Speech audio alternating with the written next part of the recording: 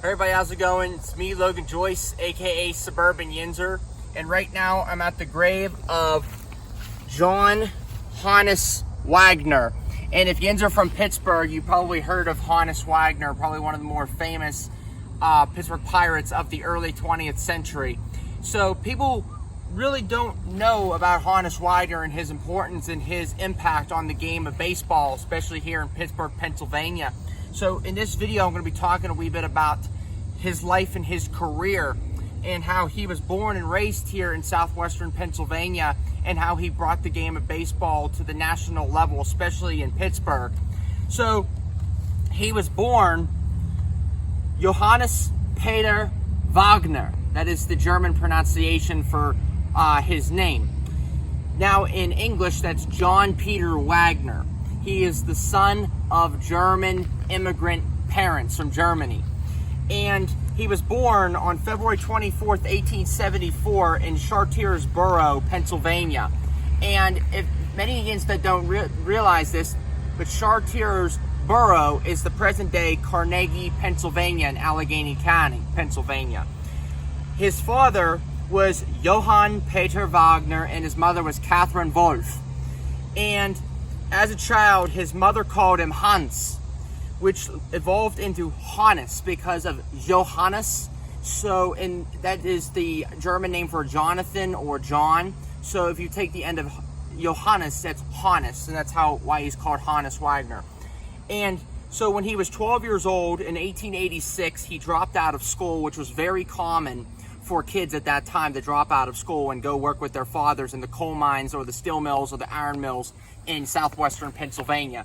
So Honus Wagner dropped out of school in 1886 to help his father in the coal mines in and around Chartiersboro, Pennsylvania. But in his free time, him and his brothers played baseball at local sandlots. Now Honus Wagner and his older brother, Albert Butz Wagner, was born in 1871. He was a couple years older than Honus. Now, Albert was good in baseball, but Honus was way better. And Honus really excelled in the game and loved the game. And now, his older brother, Albert Butz Wagner, got a brief start in the major leagues and playing professional baseball.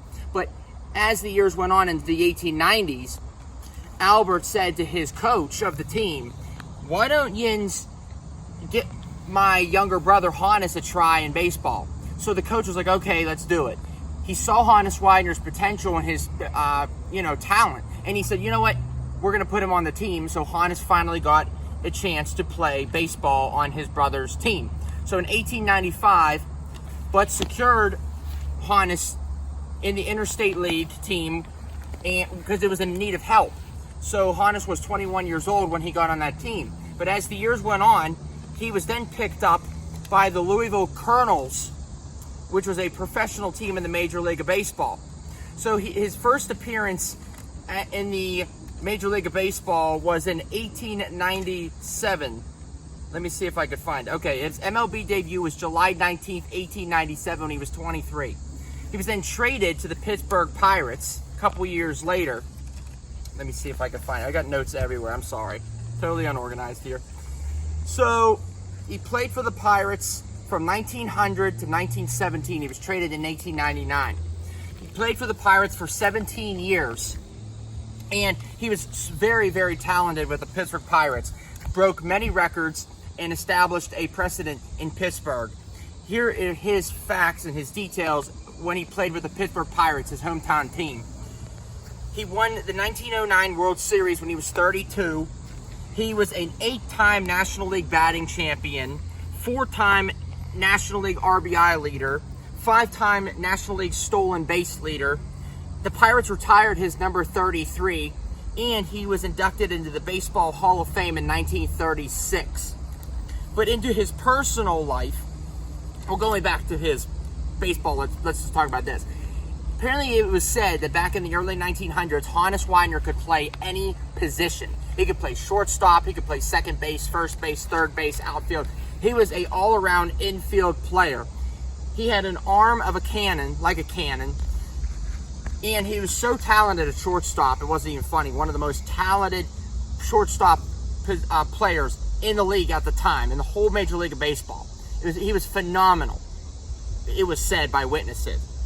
Now, into his personal life, he married Bessie Baines Smith in 1916, and they had 3 daughters. One died, who was a stillborn. The stillborn was Elva, but he had 2 daughters, Betty and Virginia. And Virginia is buried right next to him. That is his one of his daughters, Virginia Wagner. Now, as it pertains to Bessie, Bessie died in 1971, and Honus died in 1955. So she lived probably about 15 years after Honus's death.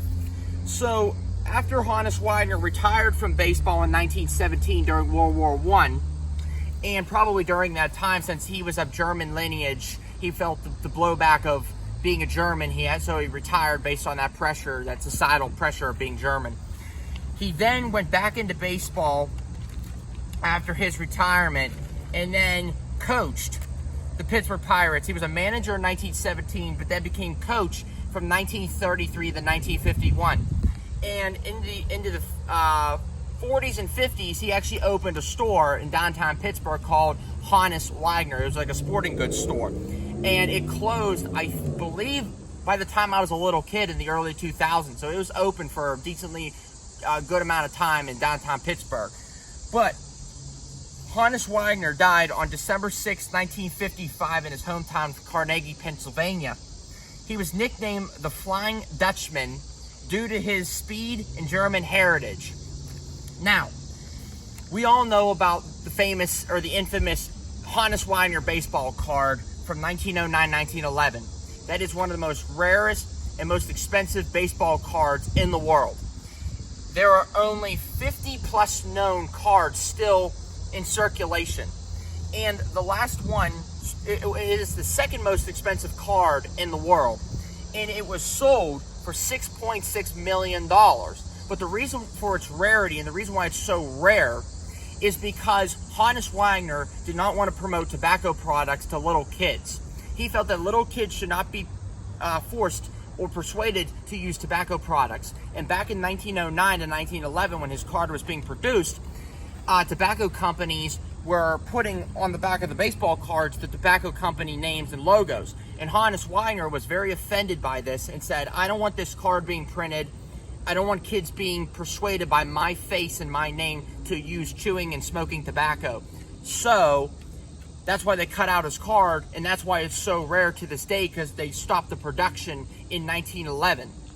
But that, ladies and gentlemen, is the life and the biography of the Flying Dutchman from southwestern Pennsylvania, John Honus Wagner of the Pittsburgh Pirates. Anyway, thank you for watching this video. Peace out.